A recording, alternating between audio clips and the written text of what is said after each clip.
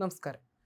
പേരാമ്പ്രയിൽ അധ്യാപകർ ലഹരിമരുന്ന് കേസിൽ അറസ്റ്റിലായ സംഭവത്തിന് പിന്നിലെ മയക്കുമരുന്ന് മാഫിയ ശൃംഖലയെക്കുറിച്ചും BRC നിയമന ക്രമക്കേടുകളെക്കുറിച്ചും സമഗ്രമായ അന്വേഷണം ആവശ്യപ്പെട്ട് യൂത്ത് കോൺഗ്രസ് ജില്ലാ പോലീസ് മേധാവിക്ക് പരാതി നൽകി.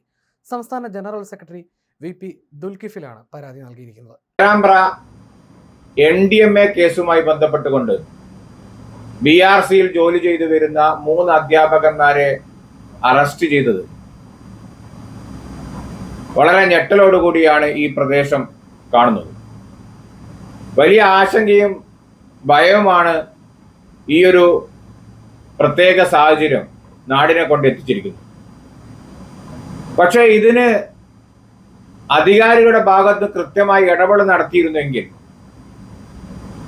ഒരുപക്ഷെ ഈ ഒരു വീഴ്ച ഒരു പരിധിവരെ നമുക്ക് തടഞ്ഞു നിർത്താൻ സാധിക്കും എന്നുള്ളതാണ് ഓരോ ദിവസവും വരുന്ന വിവരങ്ങൾ മനസ്സിലാക്കാൻ സാധിക്കും.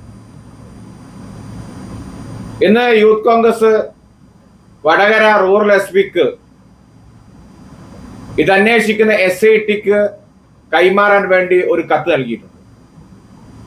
ആ കത്തിന്റെ ആധാരം എന്ന് പറയുന്നത് ഈ അധ്യാപകരുമായി ബന്ധപ്പെട്ടുകൊണ്ട് ഒട്ടനവധി പരാതികളാണ് നമ്മുടെ മുമ്പിലേക്ക് വരുന്നത്.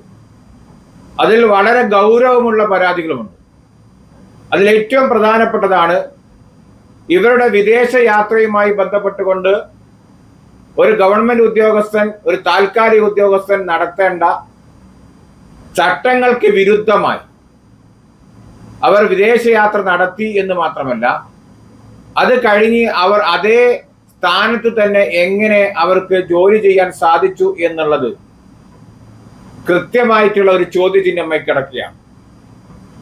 സാധാരണ താൽക്കാലിക ജീവനക്കാർ വിദേശയാത്ര ചെയ്യുമ്പോൾ ആ സ്ഥാനം രാജിവെക്കണം. അങ്ങനെ സ്ഥാനം രാജിവെക്കുമ്പോൾ റാങ്ക് ലിസ്റ്റ് പ്രകാരം ഏറ്റവും അടുത്ത റാങ്കുള്ള ആരാണോ അവരെ ആ ഒഴിവിലേക്ക് നിയമനം നടത്തുകയാണ് സാധാരണ ചെയ്യാറ്. പക്ഷെ അത്തരത്തിലുള്ള കാര്യങ്ങൾ ചെയ്യാതെ ഈ രാജിവെച്ചവർക്ക് തന്നെ വീണ്ടും വന്ന് ക്രമക്കേട് നടത്തി അവിടെ ജോലി ചെയ്യാനുള്ള സൗകര്യം ഒരുക്കിയത് ആരാണ്? ഇതിൽ അവിടെയാണ് KRTA എന്ന് പറയുന്ന ഇടതുപക്ഷത്തിന്റെ പിന്തുണയോടുകൂടി പ്രവർത്തിക്കുന്ന കേരള റിസോഴ്സ് ടീച്ചേഴ്സ് അസോസിയേഷന്റെ KRTA പങ്ക് നമുക്ക് വ്യക്തമാക്കാൻ സാധിക്കുന്നു. ഇവർ രണ്ടുപേരും ഔദ്യോഗിക ഭാരവാഹികളാണ്. ഈ സമയം വരെ ഈ സംഘടന അവരെ പുറത്താക്കിയിട്ടില്ല. ഈ വിഷയത്തിൽ CPM ഒരു അഭിപ്രായം പറഞ്ഞിട്ടില്ല, DYFI ഒരു അഭിപ്രായം പറഞ്ഞിട്ടില്ല. അതോടൊപ്പം തന്നെ SSKയുടെ ചെയർമാനും അതേപോലെ തന്നെ അതിന്റെ പ്രൊജക്ട് കൺവീനറുമായ ആളുകളൊന്നും ഇതിനെക്കുറിച്ച് കൃത്യമായിട്ടുള്ള അഭിപ്രായം പറയുന്നില്ല എന്നുള്ളതാണ് യാഥാർത്ഥ്യം. SSKയുടെ ചെയർമാനും ജില്ലയിലെ SSKയുടെ പ്രൊജക്ട് കോർഡിനേറ്ററൊന്നും ഇതിന് കൃത്യമായ മറുപടി പറയുന്നില്ല. ഈ വിഷയവുമായി ബന്ധപ്പെട്ടുകൊണ്ട് ജില്ലയിലെ SSKയുടെ ചെയർമാനും ജില്ലാ കോർഡിനേറ്ററും സംശയത്തിന്റെ നിലനിൽക്കുകയാണ്. പ്രത്യേകിച്ച് ജില്ലാ കോർഡിനേറ്റർ വിദേശയാത്ര നടത്തിയിട്ടുണ്ട്. അദ്ദേഹം വിദേശയാത്ര നടത്തിയപ്പോൾ ഈ പ്രതികളായ അധ്യാപികന്മാരുമായി ബന്ധപ്പെട്ടുകൊണ്ടുള്ള എന്തെങ്കിലും ഇടപാടുകൾ നടന്നിട്ടുണ്ടോ? അവരുമായിട്ടാണ് അദ്ദേഹം വിദേശത്തേക്ക് പോയതെന്നോ കൃത്യമായി പറയാൻ ഇപ്പോഴും അന്വേഷണ സംഘത്തിനോ അദ്ദേഹത്തിനോ പോലീസിനോ സാധിച്ചിട്ടില്ല. അതുകൊണ്ട് അദ്ദേഹത്തിന്റെ വിദേശ പര്യടനവും ഈ പറയുന്ന അധ്യാപികരുടെ വിദേശ പര്യടനവും അതോടൊപ്പം തന്നെ അവർ ചട്ടങ്ങൾക്ക് വിരുദ്ധമായി, സർവീസിന് വിരുദ്ധമായി നടത്തിയ ഇടപാടുകളെ കുറിച്ചും കൃത്യമായി അന്വേഷണം നടത്തി അതിൽ തെറ്റുണ്ടെങ്കിൽ അത് അവരെ ഈ കേസിലേക്ക് ഉൾപ്പെടുത്തി നിയമത്തിന് മുമ്പിൽ കൊണ്ടുവരണമെന്ന് ഞങ്ങൾ ആവശ്യപ്പെടുകയാണ്. അതോടൊപ്പം തന്നെ BRCയുമായി ബന്ധപ്പെട്ടുകൊണ്ട് അവിടെ നടന്ന നിയമനങ്ങൾ, കഴിഞ്ഞ 10 വർഷക്കാലം നടന്ന നിയമനങ്ങൾ, ആ നിയമനങ്ങളുമായി ബന്ധപ്പെട്ട് ഒട്ടനവധി പരാതികൾ ഇപ്പോൾ ഉയർന്നു വന്നിരിക്കുകയാണ്. ഒരു വിഭാഗത്തിലെ രാഷ്ട്രീയ ചായ്വുള്ളവർക്ക് മാത്രം അവിടെ കൃത്യമായി നിയമനം കൊടുക്കുന്നു.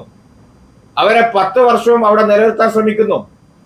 അതോടൊപ്പം തന്നെ സാധാരണഗതിയിലുള്ള താൽക്കാലിക ജീവനക്കാർക്കുള്ള എല്ലാ സർവീസ് റൂളുകളും ചട്ടങ്ങളും ലംഘിച്ചുകൊണ്ടുള്ള നിയമനങ്ങൾ നടക്കുന്നു. അപ്പൊ അത്തരത്തിൽ ഏതൊക്കെ തരത്തിലുള്ള ഇടപെടലാണ് അവിടെ നടന്നത്, അതിനെക്കുറിച്ച് വകുപ്പ് തല അന്വേഷണം വേണം.